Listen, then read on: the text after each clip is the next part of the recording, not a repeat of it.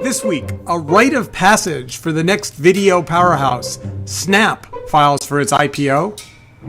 This week in Trump, in addition to war against Australia, the FCC exempts telecom giants from net neutrality rules, but cancels a $9 a month broadband subsidy for poor people. We'll look at the state of the over-the-top market. And we'll say goodbye to a few more once promising startups. I'm Saul Hansell. And I'm Steve Rosenbaum. We'll have all that and more on this week's edition of Hacking TV. And here we are, prepared to hack. Prepared for the great kangaroo wars. And So I just want to dive right into the Snapchat thing because I just think it's fucking terrible. That they're actually filing to have an IPO? Yes. Why? I think I understand who it's good for. It's good for the investors and it's good for the founders, sort of. But, the difference between running a public company and running a private company is like not an insignificant thing. You go from being able to take risks and experiment and evolve and make mistakes and to having this relentless quarterly drumbeat of profitability. And I just think it's too damn soon. Well, they have mitigated this somewhat by not giving the shareholders any votes. So you can buy stock. We know this trick. This was the Facebook. This is the Zuckerberg trick. But it's even more, right? Yeah. No votes, not just 10-1 votes. But if you look at the numbers, right, they had $400 million of revenue, but they had a loss of $500 million. So if they don't raise money somehow, they can't keep, losing $2 for every $1 in revenue indefinitely without more sucker cash to spend. Oh, they could have scooped up as much VC capital as they wanted. They could have. But again, if the war in this corner of the world is Snapchat versus Facebook, Facebook is public, and you know what? It has a reasonable innovation. You can't say, oh my God, Facebook has turned slow and sluggish now that they've gone public. Okay, so first of all, Zuckerberg is a unique chameleon character who's reinvented himself into being a different kind of guy. But here's my question, and maybe you don't know the answer to this. How many years from the launch of Facebook till the IPO? 8? Is it? 10? Right. Because it had a very slow start. It had when it was the Facebook. Right at Harvard. And how many years has Snapchat been in existence? Like 12 seconds, 18 seconds. Right. Evan, the guy who runs it, is all of 26. Right. No, I'm really deeply unhappy about it. I think it's a terrible thing. I think it will. I think the difference is that by the time Facebook went public, like grandmas and grandpas actually used the damn thing, and now Snapchat's going to go public because people are going to go, oh, I heard about that thing, but just to be fair, you and I are we're tech forward guys. How often do you use Snapchat? Come on, say it. Almost never. All right, and I set it up, put it on my phone, used it with my kid, got really into it, got really excited, and now use it never. Well, because I talk to my kids about it. It's a different, so Snapchat is only a person-to-person communication vehicle, right?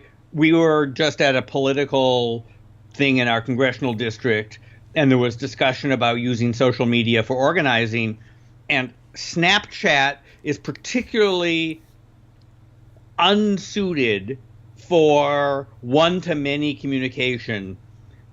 But according to the prospectus, they have 150 million average daily users. So, that's not trivial. 150 million people a day makes it something. And it does seem to have real usage now among a set of people to communicate. It's one of many different person-to-person communication, right? You compare it. I'm going to just go on the record and say I think it's a sucker bet. I think. Well, I wouldn't buy the stock not for a million years. I think they're going to get doctors and dentists and grandmas and grandpas, and I think they're all going to lose their money. And I think I'm disappointed. I wouldn't have bought any of these internet stocks, and some of them, I mean, if you bought Facebook or Google or Amazon in the IPO, you would have done okay. But you have to be able to pick between those and the one, the MySpaces of the world, right? MySpace never went public because of screwing. All right, so let's agree that we're just like I'm just going to throw shade in the direction of Snapchat, and you can stand on the sidelines. But moving on to better news, there's good news from the FCC, isn't there? They're cleaning things up. Right. So they have closed that pesky investigation into whether it's okay for AT&T and Verizon to let their own content travel for free on the network and make customers pay if they want to watch content from anybody else. And so right now it's if you want to watch CNN, you will shortly need a AT&T phone, or else it'll cost you more. And it's interesting. I was listening to someone who was talking about audience retention in a conference call I was on Friday, and one of the things I guess I'd forgotten is how dramatically audiences are impacted by speed. Like when sites are sluggish, when sites don't perform, people don't come back. Yep. So a little bit of a tweak, right? So speed and cost, two big motivators, right? So make the stuff we own faster and cheaper. People might choose the news network or the entertainment network we own versus that other guy's one. So Breitbart is going to be super fast. And snappy. Does AT&T or Verizon really like Breitbart? No, but a check is a check. Once it's, although it's an interesting question, even whether they will cash checks equally, right? So if you're AT&T and you complete your deal and you own CNN, and Comcast wants to buy the right to make MSNBC just as fast, you might take their money, but you might not. Well, speaking of Breitbart, so we're there, right?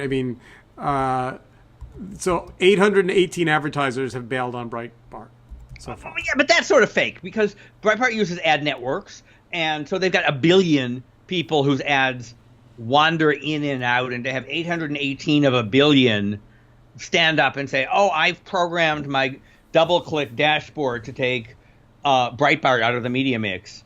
So it's a drop in the bucket. So I'll tell you the one that I want to see happen. I want to see my friend Adam Singola from Taboola get his damn Taboola page, ads off the homepage of Breitbart. For the life of me, I cannot understand why everyone needs cash. I get it. But that's just dirty money. I'm sorry. Well, you know what? That will make Breitbart better. I hate it. I want him to get the Taboola ads off of the sites I read, not the sites I don't read. I'm mad at Josh Marshall because I pay him $50 a year for, in theory, an ad-free environment to support TPM, which I think is a great site. But I feel a personal affront every time I scroll down and see Taboola ads anywhere. Right, so let's get back to the FCC. So meanwhile, we've got you still there? Yeah, I'm here. Okay. Yep. Weird Skype sounds. At the end of the week, our new FCC chair reversed a ruling that let some phone companies let their users apply what's called a lifeline credit, a $9.25 subsidy that was meant to help originally poor people afford telephone service. But in this world, they said, well, let's let them use broadband service. And for reasons that are not entirely clear, but they just like reversing things that were done in the previous administration. They got rid of that, and so now you can get a cheap telephone line whether you actually talk on the telephone or not.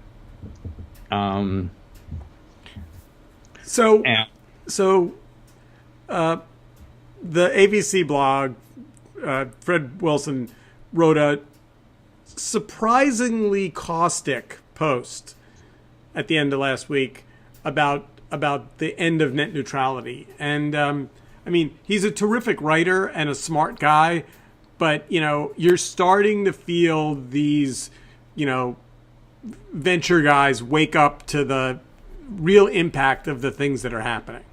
And I mean, for Fred Wilson to write the end of the level playing field is, that's a headline that's going to echo around the internet for a bit. Yeah, I mean, he's basically saying that the entire tech boom of the last 20 years came from the fact that the World Wide Web, unlike closed systems like cable, let anybody come in and compete with the established leaders. And if we end up in a world where everything is more like AOL and you've got to pay to play, it's going to be a lot harder to invest in disruptive startups. Do you do you think we're hitting that state? I think it's direct. He's directionally right, which is why the policy should be better. But I just don't know that I'm seeing that the rules that the FCC isn't going to impose are so disruptive. So here's the thing.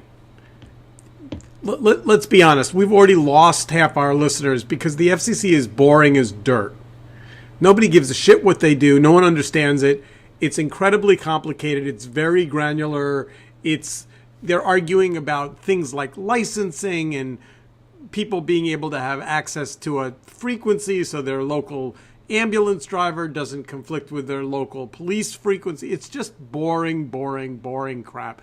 But it's what government does that's important. It's not like the big flashy stuff. Like there's not going to be.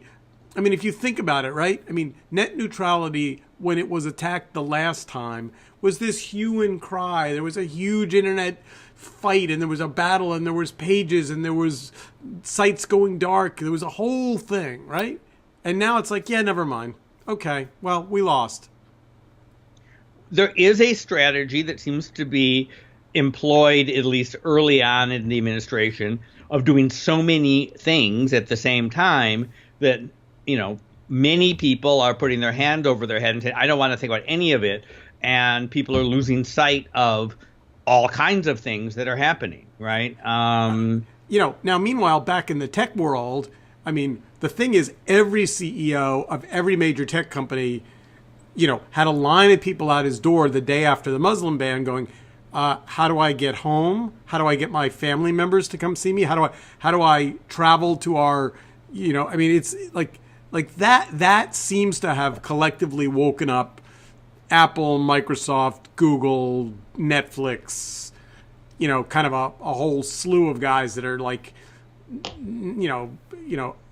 not playing. And whether that makes any difference or not, I think the sit by the sidelines and try and play nice with the president and not have an impact all of these, what is essentially the future of the economy of this country, right? I mean, these tech guys are driving the innovation that is our future. I mean, there's no. I'm sorry. I read it in the paper that the government now thinks the future is steel mills and car companies, and we're gonna bring back, the tractors. We're gonna build the economy on tractors. No, I think. I mean, let's just talk about it like on a granular level for a minute. You're a kid overseas, and you're going to MIT or Harvard or Stanford or one of these fabulous schools, and you go home for Christmas break, and you're about to come back, and your family's paid your tuition, so it's in the university, and you find out that your visa has been revoked. So not only is all your shit in the dorm in Boston, and you can't get back to like get your shit, but you can't go back to school. So then your family says to the university, well, look, if our kid can't come back, can you at least refund half the tuition? And the universities go, that's how we're paying our professors and our dorm rooms. And so, like, I mean, the ripple effect on our place in the world as a technology leader, as a education leader, like, I mean, there's no way if I were living anywhere but in the U.S. with my family today, I would think about sending my kid to this country to go to college, given the likelihood that those 7, countries that we've put on that list are going to continue to be added to, right? I mean, right. I mean, why don't we put, Australia on the list? It isn't already. I'm sure it will be tomorrow. Right, Australia, and then some so-called judge I mean, decides to impose the rule of law or something heretical like that. Yeah. No, look, I'm worked up because I think that the impact, the chilling impact on the intellectual heart and soul of this country is now under attack by a guy who seems to make his stock in trade the I don't talk good contingent. Like, like, by the way, the so-called judge, who, by the way, happens to be a Republican conservative Bush appointee. Yes. So the only reason he's a so-called judge is not because they disagree with him politically, but because he didn't just, I think, roll over and hand the keys to the White House.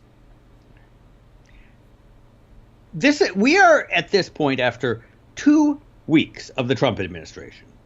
So it will be interesting what happens after 2 months and frightening to say 2 years, because either it continues to accelerate at this pace in which everybody's brain explodes, or something changes. All right, so let's move on to OTT, because there's some numbers, then we can get off. Okay, so just, this is, nothing dramatic here, but it feels like we want to just check in every now and then on how big are the trends that we've been talking about. And, having watched a lot of this, OTT is still at this point where it's, the OTT is something that a majority of households use. Most households have Netflix or Hulu or something, but only 6% of households in a recent 4,000 person survey have cut the cord and only use over-the-top services and don't buy cable. But we're at that point now. 20% more people say they're going to cut the cord in the next 6 months. Now, it's always overstated, but that number goes up, and it shows you there's a lot more interest. People are taking it a lot more seriously, and it sure looks like we are on the beginning of a 2 to 3 year dramatic transition in how people get their television. But is anyone going to save money, or are you just going to have more control? Well, the single biggest motivation that people have is saving money. So whether they are or they aren't, I mean, it depends on how much programming they want, right? If they want access to all the damn channels that they have on cable, they'll end up paying the same. If they're willing to say, and demand a smaller bundle or different things, they might pay less. So if the cable industry as a whole could get in the time machine and go back 10 years and stop fighting a la carte, would this have never happened? No, this would have happened anyway. Remember, the most important difference is on demand versus and depth of selection, right? You don't you buy Netflix because they have lots of good stuff and you can watch it when and where you want. And I actually think that Jeff Bewkes, who's not my favorite guy in a lot of ways, the outgoing head of Time Warner, basically saved the cable network business with TV Anywhere. The idea that however you pay for it, you're going to have your CNN and your HBO subscription. And so they've got a model that lasts longer than the Comcast programming bundle does. So those guys are okay. Comcast bought NBC and has internet access, so they're going to, and they put some money into some product innovation. but they lose their monopoly. So by the way, Comcast, not to get back to our CEO speech from earlier, but so Comcast gave all their employees an paid hour off last Thursday or Friday to go out in front of the buildings and protest the Muslim ban. Wow. Across, the NBC and the theme parks and everything? I don't know if it was I think it wasn't organized by the company. It was organized internally, and then they kind of said, we're not going to dock your pay. But I know it happened in Philly. I know there was a big protest in Philly. Cool. I mean, it's hard to imagine them letting the guys, your long-delayed truck roll is going to be an hour later because we're, protesting. But, So any more data on OTT? The Amazon numbers are interesting, right? Well, no. So you've got Amazon saying it doubled its subscribers. Yeah, Amazon is so stingy. So we doubled from a number we won't tell you to a number we're not going to tell you. What's interesting is in the Forrester study, they said, what is your satisfaction level with various services? Netflix, not surprisingly, was number one, but Amazon Prime came in fourth after Hulu and HBO Now. And then... Really? Yes. With CBS and NBC CISO as being much less important. So Amazon Prime is there. They're the first streaming service to have produced something that got nominated for Best Picture in the Academy Awards. It's Manchester by the Sea. Which, by the way, was an uplifting and warm story. And look, anybody with lots of money in the bank can write checks, and if you write enough checks, some of them will be good movies, right? So being a producer, it's just being an investor in the I don't know if Nathan Lane, the producers. You know what? I don't know if I agree with that. There's a lot of dumb money in Hollywood I saw a action adventure CIA film the other day. And my wife and I got about 20 minutes into it and just went, this is terrible. And nobody invested in that to win an Academy Award. No, but I'm just saying, you think you read that you could read the script for Manchester by the Sea and know that that's worth a bet? If you had the amount of money, clearly. Because Casey Affleck has such an award-winning personality. Amazon was, a mail-order electronics retailer, and they both hired somebody, gave them a lot of money, and... All right, here's one for the rumor mill. Have you ever seen a picture of Casey Affleck and Ben Affleck together? No, not that I've looked for one. I don't think they like each other very much. Okay. I'm just putting that out there. You heard it here first, folks. And all right, so time to say goodbye to some companies. WatchUp is a company that competed with my long dead TV news company. They got some funding. They did some nice stuff. And, it was a newscast made from aggregation. And they just got bought by Plex, which makes geeky media server software. No. Plex is pretty cool.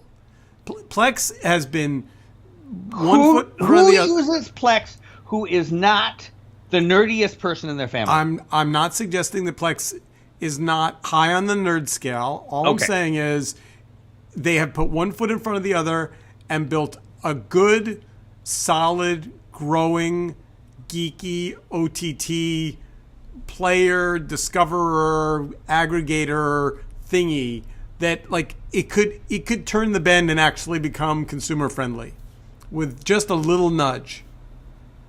Okay.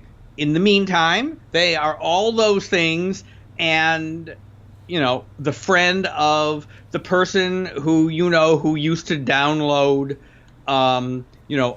5,000 episodes of something from BitTorrent or before that from Napster, and it's the media server. But the point is, if you were trying to build a media company of the future, as WatchUp was trying to do, you wouldn't want to get bought by Plex, which at least at this moment gives you distribution into a handful of nerdy households. No, I think it's better than that.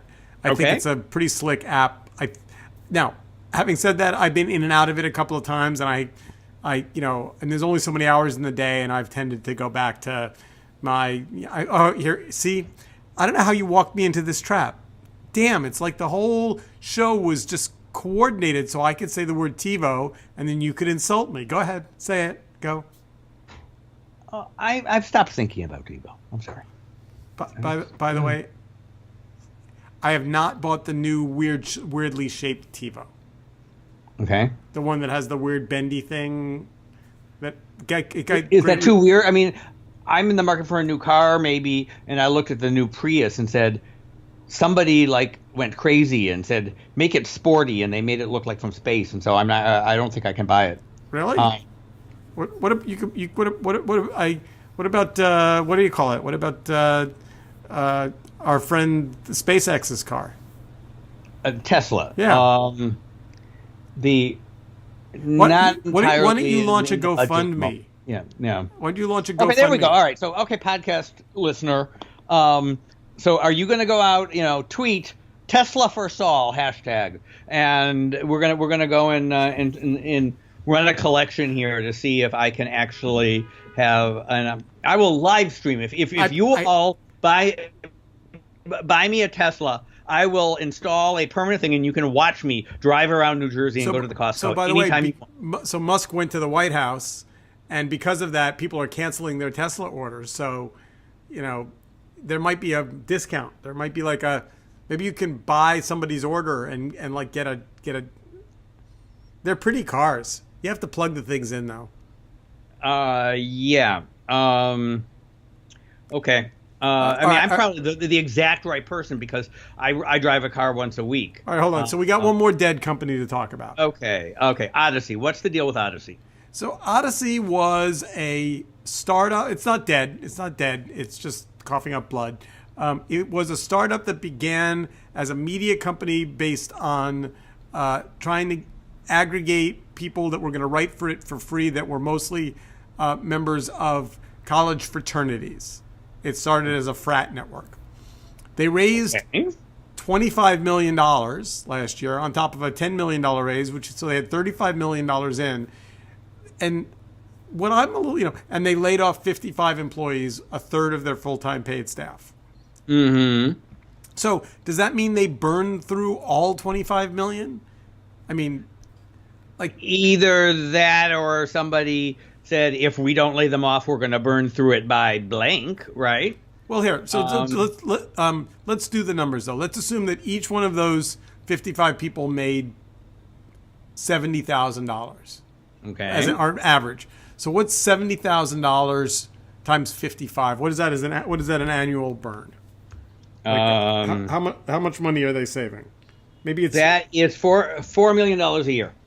So they have 25 million. So they could burn that and keep those people. I never understand these. Well, wait a second. That's a third of their employees, right? So they're keeping 110 people. Oh yeah, right? Good point. Right. Yeah. So they've dropped their burn from $10 million a year to $7 million a year. Okay. Although they kept the more expensive people probably because those are the people making the decision. So whatever. But so say goodbye to Odyssey. Odyssey's gonna bye. So you at Psi Beta Psi may not be able to watch your fraternity brothers at all of the other frat houses around the country quite as easily as you can now. So as we wrap up this week's episode, one prediction, something fabulous that's going to happen next week. What do you think? What are you watching for? John McCain trying to broker a peace treaty between Australia and the Trump administration before we send the kangaroo hunting drones down south. So I think the Democrats will grow a pair, and I think Betsy DeVos will not get the education spot. Well, the Democrats need to grow one more Republican in the Senate. Well, and then yeah, fair enough. And, but we'll see. I call that a Pyrrhic victory because if we have Jeff Sessions as Attorney General, et cetera, It's with that, we are out of time. Okay. We'll be back next week for another edition of Hacking TV. Until then, Saul, hack on. All right. We will be broadcasting live from the Kangaroo Underground. Hack on.